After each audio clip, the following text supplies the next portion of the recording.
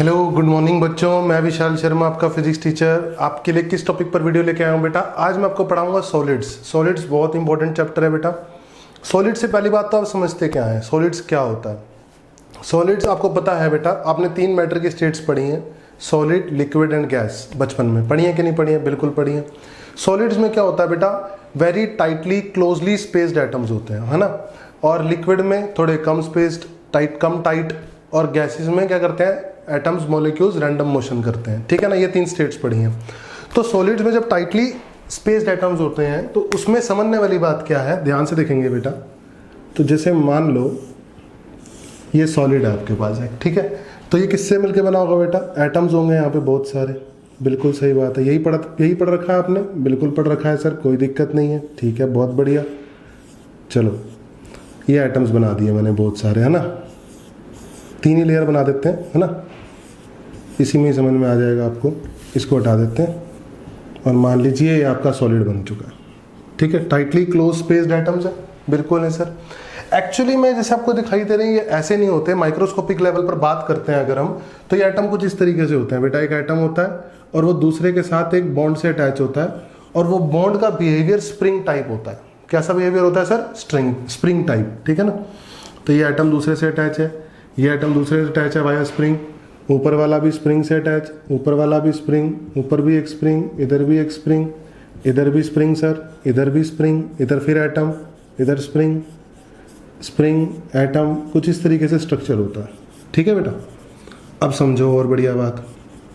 तो होता क्या है, जब भी मैं इस एटम के ऊपर, जब भी मैं इस सॉलिड के ऊपर फोर्स लगाता हूँ तो क्या होगा सर? जब भी इस सॉलिड के ऊपर फोर्स लगेगा, मान लो मैंने इसको दबाया, सॉलिड को दबाया, जैसे इस मार्कर को ही दबाया मैंने, दोनों तरफ से दबाया मार्कर को। तो मार्कर को दबाया तो आपको नेक्ड आई से तो नज़र नहीं आ रहा कि इसकी लेंथ में चेंज आया है, पर मैं अगर आपको बात करूं माइक्रोस्कोपिक लेवल पर तो इसकी लेंथ में चेंज आता है, वो चाहे माइक्रोमीटर ऑर्डर का ही क्यों ना आए, ठीक है। पर लेंथ में चेंज तो सर आता है, ठीक है।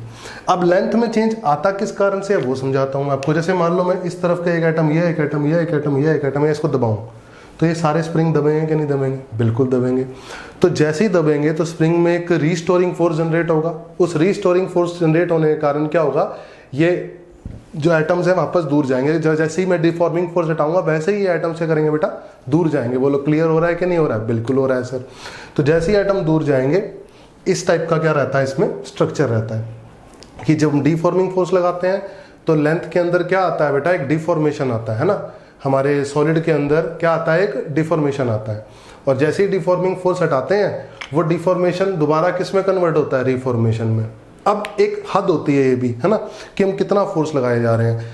मान लो कि आपने फोर्स लगाया कुछ की लेंथ इतनी चेंज हुई, है ना, दोनों तरफ से लेंथ मान लो इतनी चेंज हुई। अब जैसे ही आपने वो डिफॉर्मिंग फोर्स हटाया तो रिफॉर्मेशन हुआ, वापस अपनी ओरिजिनल कॉन्फ़िगरेशन में पहुंच गया, है ना। अब मान लो आपने और ज़्यादा फोर्स लगाया, तो एक फोर्स की लिमिट होती है बेटा कि उस लिमिट के बाद अगर आप ज़्यादा फोर्स लगाते हो और बड़ा फोर्स लगाते हो तो क्या होता है, ओरिजिनल कॉन्फ़िगरेशन रीगेन नहीं हो पाती, कुछ परमानेंट डिफॉर्मेशन आ जाता है। क्या आ जाता है? कुछ परमानेंट डिफॉर्मेशन, है ना। जहाँ पर वो परमानेंट डिफॉर्मेशन आना शुरू होता है या परमानेंट डिफॉर्मेशन आने से पहले वाली स्टेट की बात करें तो उसको बोलते हैं हम इलास्टिक लिमिट। क्या बोलते हैं सर? इलास्टिक लिमिट, ठीक है। तो हमने जो पढ़ना है वो विद इन इलास्टिक लिमिट पढ़ना है। मैंने आपको किसके लिमिट के अंदर पढ़ाना है बेटा? सब कुछ इलास्टिक लिमिट के अंदर पढ़ाना है। इलास्टिक लिमिट कहने का मतलब ये हुआ कि मैं डिफॉर्मेशन लगाऊंगा, जैसे ही डिफॉर्मिंग फोर्स हटाऊंगा वैसे ही रिफॉर्मेशन जनरेट होगा और हमारा सॉलिड जो होगा वो ओरिजिनल कॉन्फ़िगरेशन में पहुंच जाएगा। बोलो क्लियर है? बिल्कुल क्लियर है। तो ऐसे समझो कि मान लो ये सॉलिड है हमारा, है ना। अब मैंने क्या लगाया, इस पर एक डिफॉर्मिंग फोर्स लगाया। बिल्कुल सही बात है सर।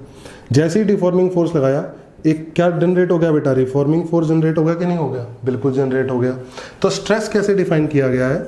स्ट्रेस डिफाइन की गई है एक टर्म, उसको बोला गया reforming force per unit area. इस एरिया के ऊपर, ये जो एरिया दिख रहा है आपको, इस एरिया के ऊपर जो रिफॉर्मिंग फोर्स लग रहा है, that is what, stress. That is what, stress. और विद इन इलास्टिक लिमिट आपको पता है कि ओरिजिनल कॉन्फ़िगरेशन में हमारे सॉलिड ने वापस आना है, तो विद इन इलास्टिक लिमिट ये रिफॉर्मिंग फोर्स बराबर होने वाला है सर डिफॉर्मिंग फोर्स की। बोलो क्लियर है? Reforming force should equal to what, reforming force. एक बात तो हमें ये समझ में आई। चलो ये बात समझ में आ चुकी है हमें कि स्ट्रेस क्या होता है, ठीक है, और स्ट्रेस डिफाइन कैसे किया जाता है, ठीक है। सॉलिड कैसे काम करता है, हमारी लेंथ के अंदर माइन्यूट चेंजेस आते हैं डिफॉर्मिंग फोर्स लगाने पे, हालांकि हमें वो चाहे नेक्ड आई से नजर आए चाहे ना आए। और सॉलिड का स्ट्रक्चर कैसा होता है, solid closely packed space atoms होते हैं, लेकिन वो एक बॉन्ड से कनेक्टेड होते हैं माइक्रोस्कोपिक लेवल पर, और बॉन्ड स्प्रिंग टाइप का होता है। किस टाइप का होता है बॉन्ड, स्प्रिंग का नेचर शो करता है, ठीक है। चलो बहुत बढ़िया, तो इसकी एक बार स्क्रीनशॉट लो, फिर मैं आपको और आगे बताऊंगा। ले लिया स्क्रीनशॉट। चलो अब आगे जानने वाली बात यह है कि स्ट्रेस कितने टाइप्स का होता है, टाइप्स ऑफ स्ट्रेस, ठीक है। स्ट्रेस के कई सारे टाइप्स हैं बेटा। स्ट्रेस का टाइप है, एक टाइप तो है लॉन्गिट्यूडिनल स्ट्रेस। कैसा स्ट्रेस, लॉन्गिट्यूडिनल स्ट्रेस। ये क्या चीज होती है सर, ये क्या भला है, ठीक है, मैं समझाता हूँ क्या भला है। एक्चुअली होता क्या है सर, जैसे मान लो कि एक हमारा क्या है, एक मान लो ये सीलिंग है कुछ, है ना, या फिर एक क्या बोलेंगे इसको, जल्दी बोलो क्या बोलेंगे, क्या बोलेंगे इसको, एक स्टॉपर, है ना, स्टॉपर है, और ये हमारा बार है एक, है ना, बार रोड, ठीक है। इस पे मैंने फोर्स लगाया, डिफॉर्मिंग फोर्स, और रिफॉर्मिंग फोर्स जनरेट हुआ, ऐसे कि नहीं हुआ, बोलो सही है। अब रिफॉर्मिंग फोर्स जो आपका एरिया है उसके प्लेन के परपेंडिकुलर अगर आया तो कैसा स्ट्रेस कहलाता है बेटा, लॉन्गिट्यूडिनल स्ट्रेस कहलाता है ना। और इसका जो एरिया वेक्टर होगा वो बाहर की तरफ होगा। सही बात है कि नहीं बात है। तो रिफॉर्मिंग फोर्स और एरिया वेक्टर में पैरेलल होने चाहिए लॉन्गिट्यूडिनल स्ट्रेस के लिए, और प्लेन के जो ये प्लेन है, इस प्लेन के रिफॉर्मिंग फोर्स क्या होना चाहिए, परपेंडिकुलर होना चाहिए। बोलो क्लियर है, दोनों बातें समझ में आई अच्छे से, बिल्कुल समझ में आई। तो इस टाइप का स्ट्रेस कहलाता है आपका लॉन्गिट्यूडिनल स्ट्रेस, और इसका जो फॉर्मूला बनता है सर वो बनता है this reforming force per unit area, per unit what, area, ठीक है। एक तो हो गया लॉन्गिट्यूडिनल स्ट्रेस, एक होता है सर वॉल्यूमेट्रिक स्ट्रेस। क्या होता है वॉल्यूमेट्रिक स्ट्रेस, जैसे मान लो आपका कोई वॉल्यूम है, मान लो कि बॉल है, आपने उस बॉल को दबाया, क्या किया, उस बॉल को दबाया। अब जैसे ही दबाओगे, हर तरफ से दबाओगे बॉल को, तो क्या जनरेट होगा बेटा, उसके अंदर उसके मॉलिक्यूल्स पास आएंगे। जैसे ही डिफॉर्मिंग फोर्स हटाओगे वो दूर जाना चाहेंगे, है ना, विद इन इलास्टिक लिमिट काम कर रहे हैं हम लोग, बिल्कुल सही बात है। तो ऐसा समझो कि मैंने ये सॉलिड था मेरा और इस पर फोर्स लगाया हर डायरेक्शन में, डिफॉर्मिंग फोर्स, उस वजह से कुछ ये स्क्वीज कर गया। क्या कर गया सर, स्क्वीज कर गया, बिल्कुल सही बात है। स्क्वीज करने के बाद मान लो ये इस स्टेट पे पहुंच गया, ठीक है। अब जैसे ही स्टेट पे पहुंचा, हम क्या लगाएंगे बेटा, ये डिफॉर्मिंग फोर्स हटा देंगे तो ये दोबारा रिफॉर्म होगा, ओरिजिनल लेंथ, ओरिजिनल कॉन्फ़िगरेशन के अंदर आना चाहेगा, है ना। तो ये जो फोर्स लगाया आपने और ये रिफॉर्मिंग फोर्स के बराबर होगा, ठीक है। तो reforming force per unit area क्या कहलाता है बेटा, ये कॉल हम काट देते हैं, है ना। Reforming force per unit area कहलाता है स्ट्रेस। कैसा स्ट्रेस है ये, वॉल्यूमेट्रिक स्ट्रेस। कैसा स्ट्रेस है सर ये, वॉल्यूमेट्रिक स्ट्रेस। इस फोर्स पर यूनिट एरिया को आप प्रेशर भी बोल सकते हो, एक्सेस प्रेशर। क्या बोल सकते हो, एक्सेस प्रेशर। बोलो क्लियर है, बढ़िया से क्लियर हुआ। क्या बोला मैंने, एक्सेस प्रेशर के बारे में क्लियर हुआ, लॉन्गिट्यूडिनल स्ट्रेस के बारे में क्लियर हुआ, वॉल्यूमेट्रिक स्ट्रेस के बारे में क्लियर हुआ। एक स्ट्रेस और कैटेगरी बचती है जिसको हम बोलते हैं शेयरिंग स्ट्रेस, शियर स्ट्रेस। क्या बोलते हैं, शेयर स्ट्रेस। पहले इसकी आप स्क्रीनशॉट लो, ले लिया। चलो शियर स्ट्रेस क्या होता है इसके बारे में जान लेते हैं सर, कि ये शियर स्ट्रेस क्या भला है।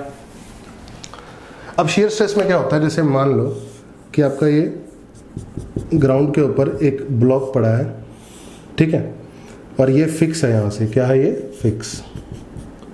अब आप क्या करते हो सर, आप फोर्स लगाते हो ऐसे पैरेलल, ऊपर वाले सरफेस के पैरेलल फोर्स लगाते हो ऐसे, ठीक है। तो क्या होगा आपके हिसाब से, नीचे से तो फिक्स है, नीचे से क्या है फिक्स, तो क्या होगा सर, ये कुछ इस टाइप से हो जाएगा माइन्यूट लेवल पे, है ना। ये एंगल इतना बड़ा नहीं है सर जितना बड़ा आपको दिखा रहा हूँ, है ना। ये एंगल बहुत छोटा एंगल है। बोलो क्लियर है, हो जाएगा कि नहीं हो जाएगा। तो इस एरिया पे फोर्स लगा, है ना, तो रिफॉर्मिंग फोर्स इस तरीके से होगा कुछ, और विद इन इलास्टिक लिमिट बात कर रहा हूँ। तो ये रिफॉर्मिंग फोर्स किसके बराबर होगा सर, डिफॉर्मिंग फोर्स के बराबर होगा। तो reforming force per unit this area बेटा, दिस एरिया है ना, दिस एरिया, जो कि फोर्स के प्लेन के पैरेलल है। प्लेन का जो प्लेन है आपका, एरिया जो है वो क्या है, उसके पैरेलल रिफॉर्मिंग फोर्स है ना। तो ये कहलाता है शियर स्ट्रेस। क्या कहलाता है, शियर स्ट्रेस। तो आप क्या समझे कि अगर तो प्लेन के परपेंडिकुलर लगेगा तो क्या कहलाएगा, लॉन्गिट्यूडिनल स्ट्रेस, और अगर प्लेन के पैरेलल लगेगा तो क्या कहलाएगा, शियर स्ट्रेस। क्या कहलाएगा, शियर स्ट्रेस। मैं आपको देखो बढ़िया समझाता हूँ, देखो मेरी बात सुनो। एक तो ये दिख रहा है आपको सरफेस, मैं फोर्स लगाऊंगा ऐसे, दिख रहा है आपको फोर्स, ये ऐसे लगाया मैंने फोर्स, दिख रहा है, बिल्कुल दिख रहा है, तो ये लॉन्गिट्यूडनल कहलाएगा, क्या कहलाएगा, लॉन्गिट्यूडनल।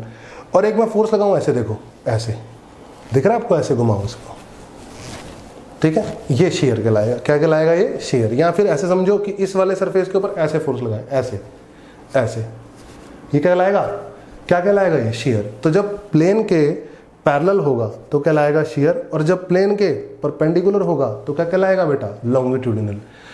तो this is the category of stress. Stress is basically categorised in 3 forms. One is what, longitudinal stress, other is what, volumetric stress. Volumetric stress का मतलब हमने क्या करा, बॉल को स्क्वीज कर दिया, क्या कर दिया, बॉल को स्क्वीज, तो प्रेशर की फॉर्म में एक्ट करेगा, है ना। And third one is what, third one is what, shear stress, ठीक है।